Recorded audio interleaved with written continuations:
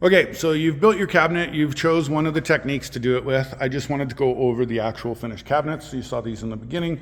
Not much has changed because I'm doing the video at the same time here. Ha ha ha, 2 at 1. But basically in the end, what I wanted to do was go over a summary of what we've done here and why, okay? So here you've seen a different version of a few things, okay? So along the way we had some hiccups, we've had some differences, and we've had some fixes and a lot of, changes on the fly, that type of thing. That thing happens all the time, okay? So unless you do this 20 times and you have a down set way of doing it, you're always gonna be changing your mind, quarter of the way through doing all that stuff. So experience or help along the way with lessons like this should help you get across those hurdles and that type of a thing. So we put our audio amp in this one and not in this one. We have different cleat system in this one, but the same in the other one, which is fine. I strongly recommend not using screws to hold your cleats and stuff in. It's not the best way to do it. If it's the only way you can do it, by all means, go ahead. It's not gonna be the end of the world, but you're gonna get a stronger fit and finish when you have your nail gun doing the work for you. All right, so you can see here we've put in some shims and all that stuff like that in between our pieces there. So where I've said before, where you need to put a cleat across your joints there, that's basically what that shim is there on the inside instead of an outside. You can miter those cuts so that they're perfect finish inside if you'd like.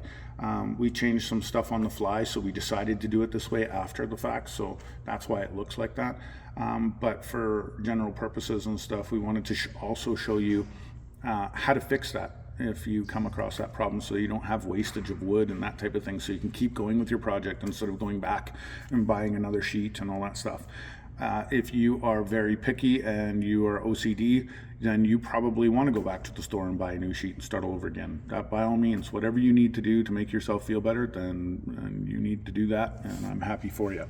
So with these differences on these cabinets, one is stronger than the other, one side is stronger than the other. This side is our technique number 3 versus technique number 1. You're always going to get a better fit and finish on this when you can do your recessed dados so that you have more surface coverage and stuff like that.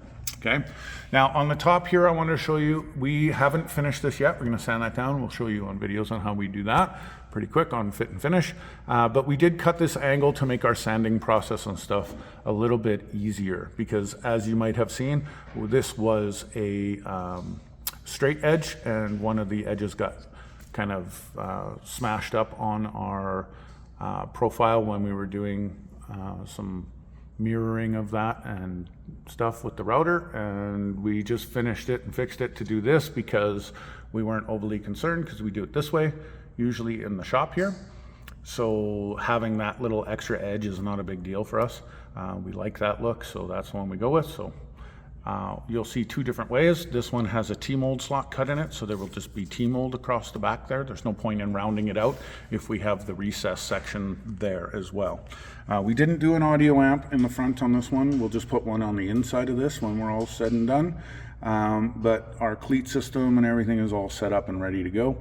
We are going to move on from all this stuff and put doors, control panels, and monitors in this. If you have any other questions on why we did things the way we did, or you're not clear on the different techniques that we did, or there's any sort of confusion there, feel free to contact us via email or phone or whatever, and we can go over that kind of stuff with you and help you out along the way. Last but not least, you'll see that we have 2 cleat systems coming on the back here for this. The back door is going to go against that.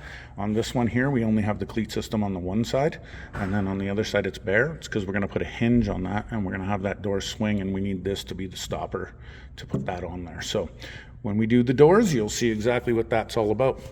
All right, well, thanks for watching, guys. Hope I helped you along the way there. If there's a style or technique that you want us to go over and show you in the future, we'd be happy to do so. So let us know. Good luck.